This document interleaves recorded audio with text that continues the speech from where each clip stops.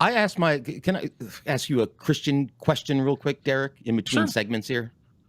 So I was texting with the mother of my children the other day for quite some time, chatting about stuff. She found Jesus out of nowhere 6 years ago or so, which was shocking to me, to be honest with you. But whatever, cool. She's happy, kid's happy. Who cares?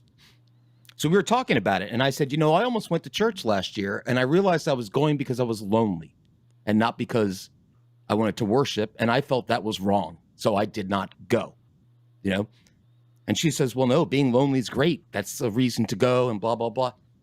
So she's telling me about her conversion, and I said, let me ask you a question real quick, ex-wife person. I said, when you turned your life over to God, did you feel in any way that you had to do it because you can't handle it on your own? I said, because that's how I would feel. If I turn my life over to Jesus, like Jesus take the wheel, I would think of myself as a loser. Like I can't handle it myself. I need help from there. It's a non-Christian perspective. I understand that. But I did ask her that question. And she goes, basically her response was, you don't understand. And I'm like, well, no, I don't, I guess. Yeah, see, that would still be you not giving 100% to God. You're still having doubts and you're still having feelings. So yeah, that part, it's one of those things where it's like nobody forces somebody to get baptized. Nobody forces anybody to do anything. It's a calling. It's something that you feel like that you have to do. That there's something that is out of reach that you're trying to reach for, but you can't get there. And a lot of times people go to Christianity when they're trying to find something, when they're lost. I became like, I believed in I believed in a higher power when I was younger. I had a lot of doubts. And then in my mid 20s, and I think I've talked about it before, I was literally going to my parents' house. I lived in Ypsilanti, Michigan. They lived in Westland. So maybe a 25-minute drive.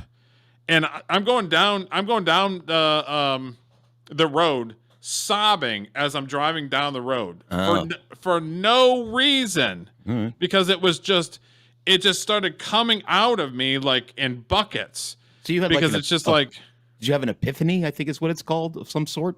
No, I think it was just, there was something inside of me that was getting worked out because I had a lot of hate. I had a lot of rage. I had a lot of confusion. And it was just like the tears are just basically, I felt like there was a big a weight off my shoulder. Okay. And I was probably 24, 25, something like that. And it was like, it took a good solid year to go to therapy and all kinds of other stuff. And when I came out, I'm not the same person I was. Not at all. I was kind of a dick. I was kind of,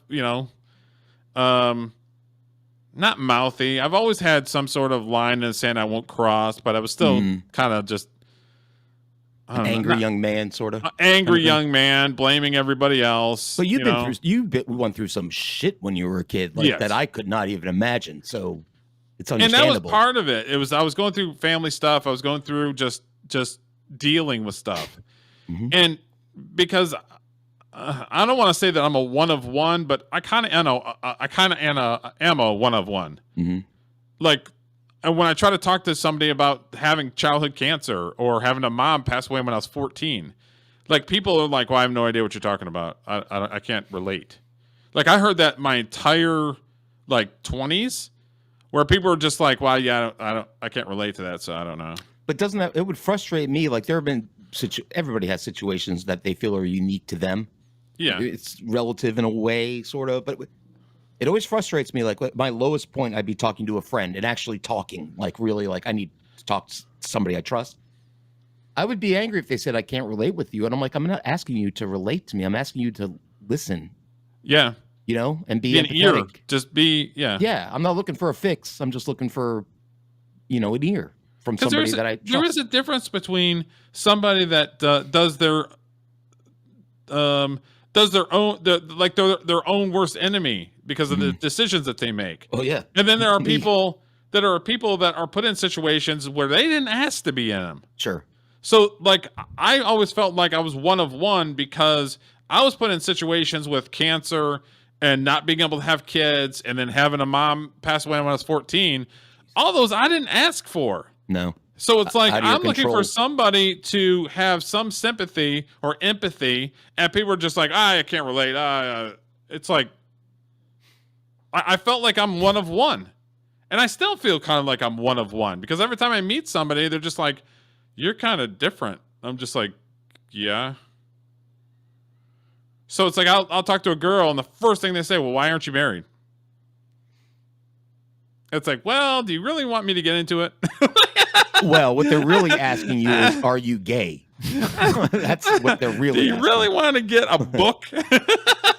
Well, you don't have to get a book, but if you want to hear more about Derek's childhood and an inspiring story, you should watch his movie, The Warrior.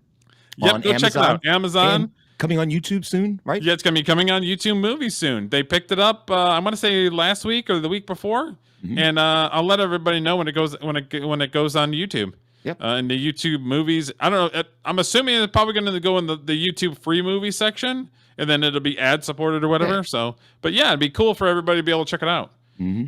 I'm doing pretty good, Derek, with the segues tonight. You said there's no good music anymore, and I'm like, well, as a matter of fact, there is. And you talked about your childhood. I'm like, as a matter of fact, you can. By Jove, I think you've got it. Yeah, I'm on a roll.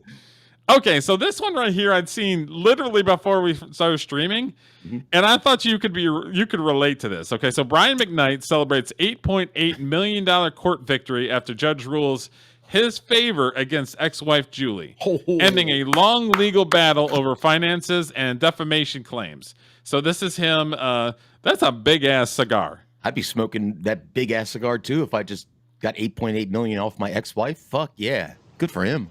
It's been a long journey getting to this day, October 16th, 2025, but we are here in the English countryside, about an hour and a half outside of London, and the verdict is in.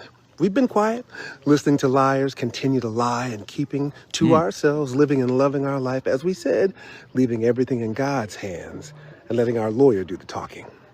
But according to the courts, trying to ruin my name and trying to bring harm to my family in a book filled with lies equals $8.8 million.